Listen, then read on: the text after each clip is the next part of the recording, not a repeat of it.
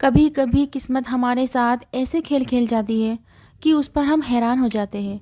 मेरे साथ भी किस्मत ने ऐसा ही खेल खेला था। मैंने कभी सपने में भी नहीं सोचा था कि मुझ पर भी यह वक्त आने वाला है। मैं भी ज़िंदगी के किसी मोड़ पर ऐसे ही अकेली रह जाऊंगी। मुझे ऐसा लग रहा था कि जैसे मैं कोई सपना देख रही हूँ। अभी आँख खुल जाएगी और यह सपना टूट जाएगा। मैं इस बुरे वक्त से बाहर आ जाऊंगी। मगर मैं बहुत खुश हो गई थी, जो बुरे वक्त को भी बस एक सपना समझ रही थी।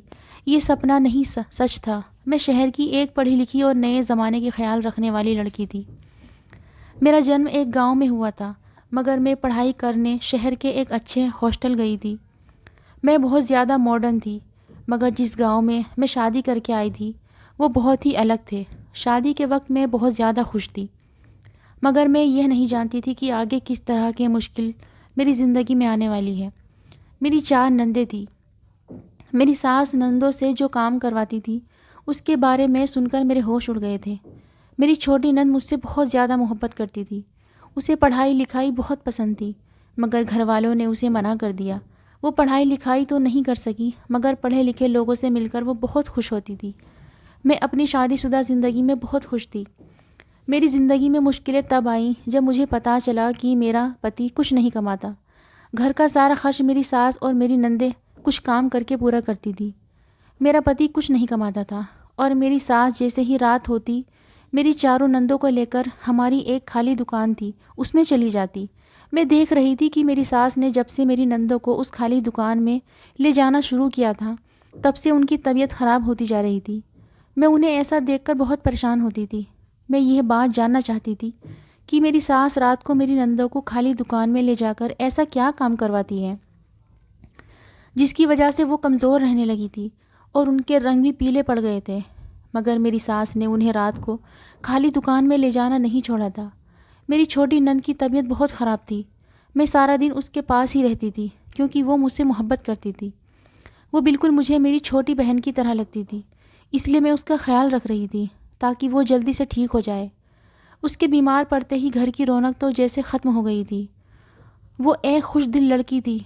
मैं हैरानी से अपनी सास की तरफ देख रही थी, जो मेरी नंदों के इतने कमज़ोर हो जाने पर भी उन्हें दुकान में लेके जाने का बोल रही थी।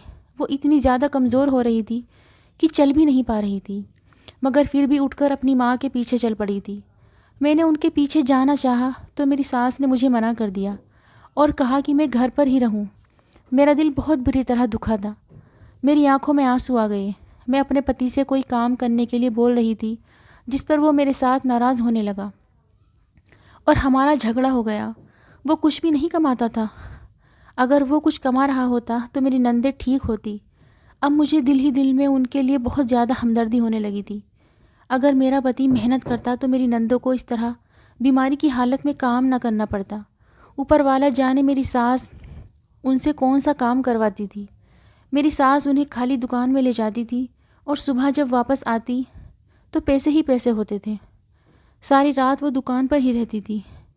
मेरे कई बार पूछने पर भी उसने मुझे नहीं बताया था कि वो दुकान में जाकर ऐसा क्या काम करती है जिसके बाद उन्हें इतने सारे पैसे मिल जाते हैं, मगर वो पैसे बहुत जल्द ख़त्म हो जाते थे।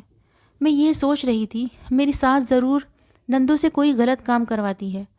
हमारे घर का भी यह मामला था। ऊपर वाला जानता था कि मेरी सास घर में कैसे पैसे लाती है, यहाँ तक कि मेरा दिल खाने को भी नहीं करता था। मेरी नंदों की बिगड़ती हालत मुझे बहुत कुछ गलत होने का पता देती थी। मैं अपने पति की वजह से कुछ नहीं कहती थी, जो कोई काम नहीं करता था।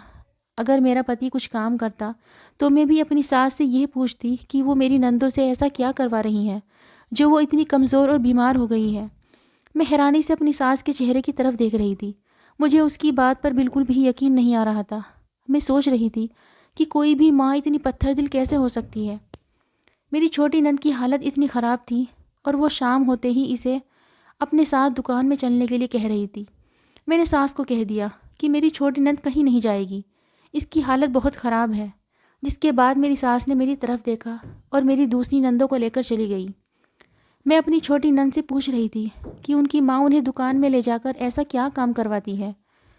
वो कुछ बोल ही नहीं पा रही थी, जैसे उसके मुंह पर ताला लगा हो। मुझे उस पर बहुत ज़्यादा गुस्सा आ रहा था।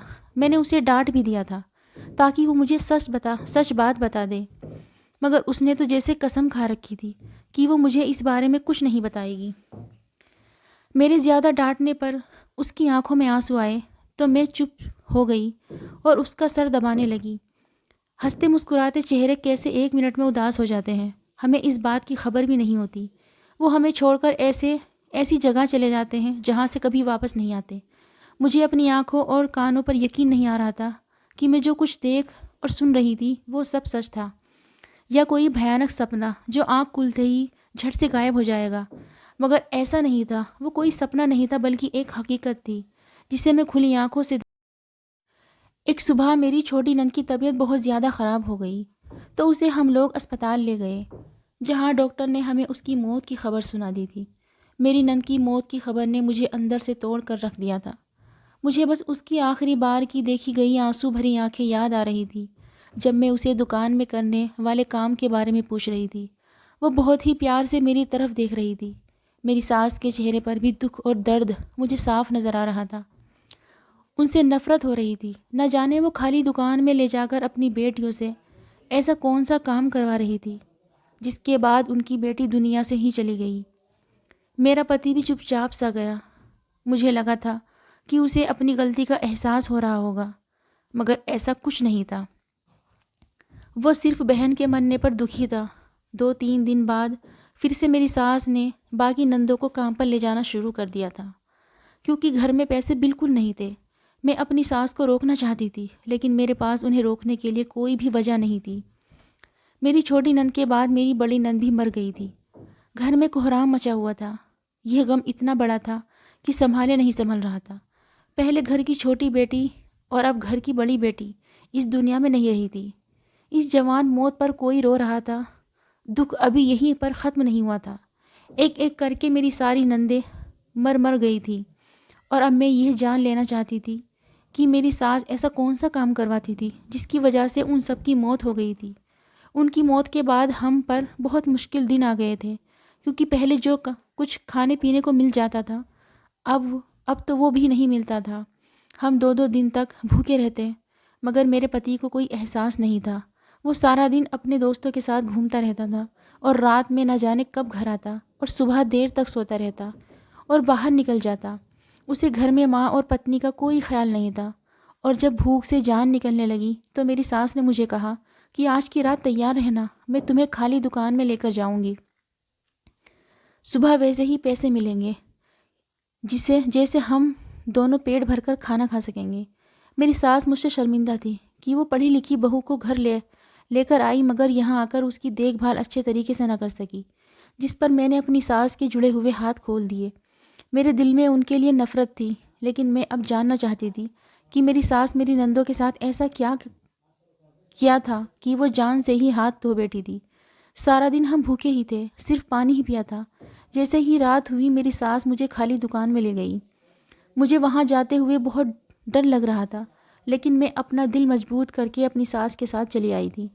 कुछ पेट की भूख ने मजबूर किया था और मुझे जानना भी था, जो मुझे मौत के उस दरवाजे पर ले आया था जहाँ से मेरी 4 नंदें खुद को संभाल नहीं पाई थी और मौत के मुंह से जा गिरी थी।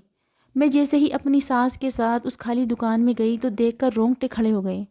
वहाँ पर जो कुछ मैं देख रही थी, जैसे मेरी धड़कन किसी ने बंद कर दी हो। पसीना मेरे पूरे शरीर पर बह रहा था। मैं अपनी आंखों से सामने देख रही थी। मैंने ये सोचा भी नहीं था कि मेरी सास मेरी नंदों से यह सब करवाती होगी। मेरी नज़रों के सामने मेरी मासूम नंदों के चेहरे घूम रहे थे, जिस काम को बर्दाश्त ना करते हुए वो अपनी जान से हाथ धो बैठी थी। अब जो भी था, पेट की आग से मजबूर होकर मुझे भी यह काम करना था, क्योंकि मेरा पति और कुछ नहीं कमाता था और मैं वापस अपने भाई के पास जाना नहीं चाहती थी। जो भी था, अब ससुराल ही मेरा सब कुछ था। इन सब बातों में मैं यह बात भूल ही गई थी कि मैं एक पढ़ी लिखी लड़की हूँ, कोई भी नौकरी करके अपना और अपनी सास का पेट पाल सकती हूँ। अब हर रोज़ मैं अपनी सास के साथ उस खाली दुकान में जाती और वही काम करती। सुबह होते ही पैसे आते थे, लेकिन शाम तक वो ख़त्म हो जाते थे, न जाने किस तरह निकल जाते थे। मैं अभी अपनी सास के साथ खाली दुकान से वापस आई थी। मुझे बहुत थकन और कमज़ोरी हो रही थी। कमर में बहुत तेज़ दर्द हो रहा था।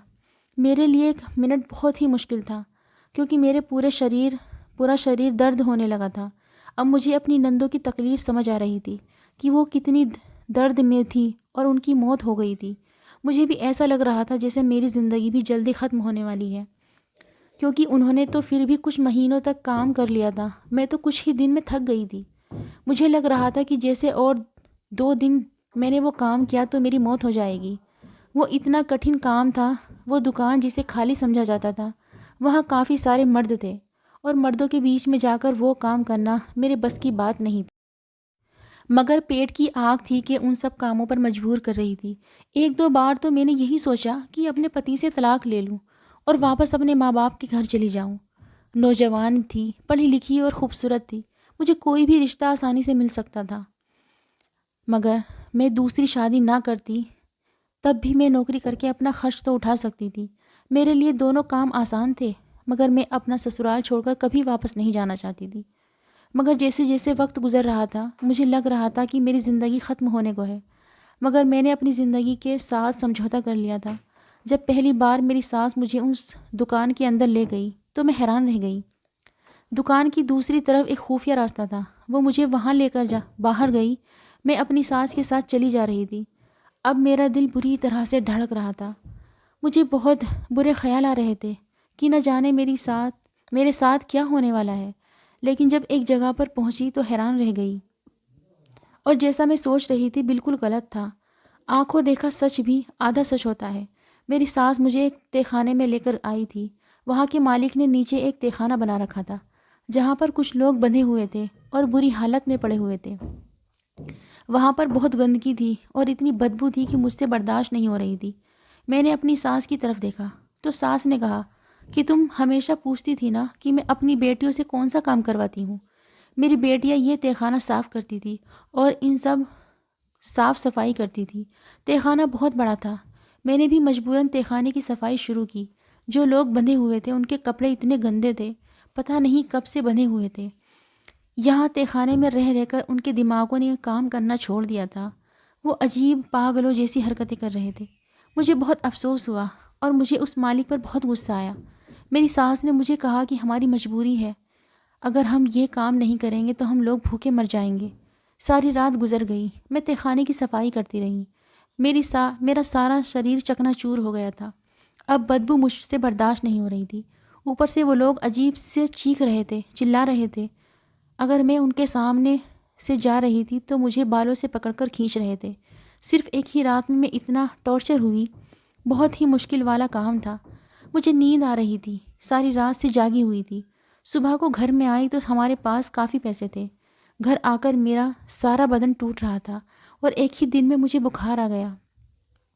पहले ही कमज़ोरी से मेरी हालत बुरी थी, ऊपर से रात भर जाकर यह काम करती रही। अगले दिन भी हिम्मत करके मैं अपनी सास के साथ वहाँ पर चली गई और मेरी हालत दिन ब दिन ख़राब होती जा रही थी। तब मुझे एहसास हुआ कि मेरी नंदों की ऐसी हालत क्यों होती थी। भूख और मजबूरी इंसान से क्या कुछ नहीं करवाती। कभी कभी किस्मत के इस सितम पर मैं हैरान रहती जा रही थी। मुझे कहाँ लाकर छोड़ दिया था, शहर से गांव आकर, खुशहाल घर से ऐसे घर में आना जहाँ भूख से इंसान मौत के दरवाजे पर आ जाता है। कभी दिल में ख्याल आता था कि घर वालों को बुलाऊं, मेरे हालात देखें तो उनको अपने गलत फैसले का एहसास हो। मगर न जाने क्यों मैं पति और अपने घर को नहीं छोड़ पा रही थी। रात हो गई थी। सास तहखाने में जाने की तैयारी कर रही थी और मैं खाली खाली आंखों से उनकी तरफ देख रही थी। फिर हिम्मत करके मैं खुद ही उठ गई। उठी हुई जाना तो हर हाल में था, दूसरा कोई ऑप्शन था ही नहीं मेरे पास। तहखाने में सिर्फ सफाई का काम नहीं किया जाता था, वहाँ पर और भी बहुत मुश्किल वाले भारी काम होते थे। भारी सामान उठाकर इधर से उधर रखना, कैदियों के कपड़े धोना, पानी के मटके भर के रखना और छोटे छोटे बहुत सारे काम। अब मैं भी बीमार रहने लगी थी। मुझे तो इतने सारे काम करने की आदत भी नहीं थी। बहुत सारे लोग इस तहखाने के बारे में जानते थे। वहाँ के मालिक को जब किसी पर गुस्सा आता और किसी से लड़ाई होती तो वो उन लोगों को पकड़वाकर उस तहखाने में डाल देता था और फिर वो सारी उम्र उस तहखाने में बंद रहते थे। वहाँ से निकलना उन लोगों के लिए बहुत मुश्किल था। इसलिए वो रात को खुफिया रास्ते से कुछ लोगों को भेजते थे और साफ़ सफाई का काम करवाते और भी बहुत सारे काम करवाए जाते थे। लेकिन मर्दों को अंदर नहीं जाने देते थे।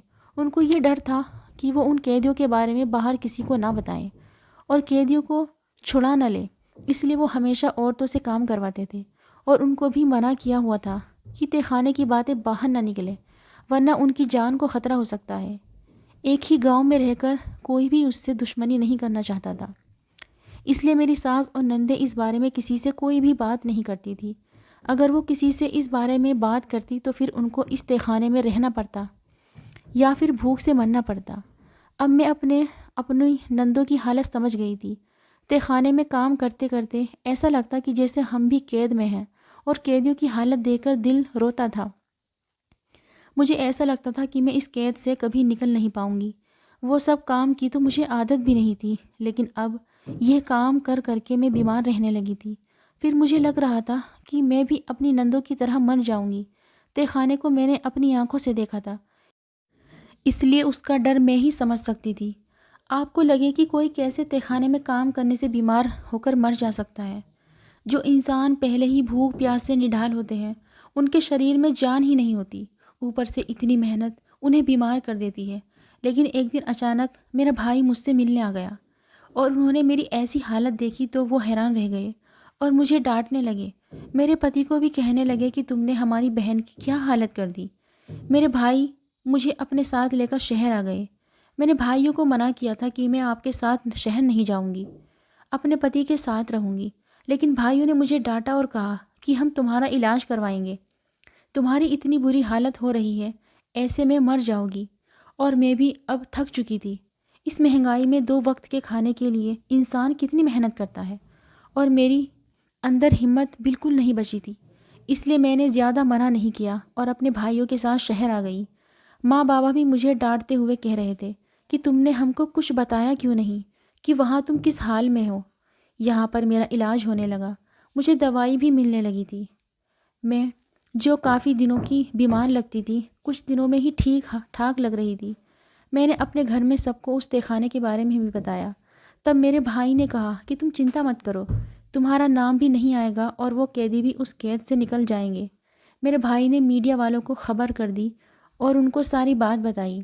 मीडिया वाले पुलिस की टीम के साथ अचानक आ गए और तहखाने में छापा मारा और कैदियों को छुड़वाया। वहाँ का मालिक भाग गया और पुलिस काफ़ी दिन तक उसे ढूंढती रही, लेकिन वो शहर से ही भाग गया था। उसकी सारी हवेली को पुलिस ने अपने कब्ज़े में कर लिया था। फिर मेरे कहने पर मेरे पति को भी मेरे भाइयों ने शहर बुला लिया और उसे यहाँ पर काम में लगवा लिया। पति भी अब सबक सीख चुका था और काम करने के अलावा कोई चारा भी नहीं था, इसलिए चुपचाप काम पर लग गया और मेहनत के साथ काम करता रहा। मेरी सास भी हमारे साथ शहर आ गई। हम लोग इधर ही अपनी ज़िंदगी गुजारने लगे, लेकिन यहाँ पर आकर कोई भी खुश नहीं था। सास हर वक्त परेशान रहती, सारा दिन खोई खोई रहती थी। मेरी सास अपनी बेटियों को याद कर करके रोती रहती। मैं भी अपनी नंदों को याद करती थी। मेरा पति भी अक्सर कहता था कि काश उसकी बहनें जिंदा तो अपने भाई को काम करता देखकर कितनी सुकून से रहती। उन्हें घर से बाहर निकलने की ज़रूरत न पड़ती और उनके साथ इतना बुरा ना होता। कुछ बातें हमारे दिमाग में यादें बनकर रह जाती हैं और इन यादों से कभी भी पीछा नहीं छुड़ाया जा सकता। बस मेरी ऊपर वाले से ये दुआ है कि हमारे गाँव के हालात ठीक करे, ताकि लोग भूख से मरने ना लगे। जहाँ रोटी सस्ती और ज़िंदगी महंगी हो, हमारे यहाँ रोटी महंगी और इंसान की ज़िंदगी सस्ती है। ऊपर वाले पर सब भरोसा करके ज़िंदगी की गाड़ी खींच रहे हैं, वरना दुनिया वालों ने तो गरीब इंसान की ज़िंदगी तंग कर दी है।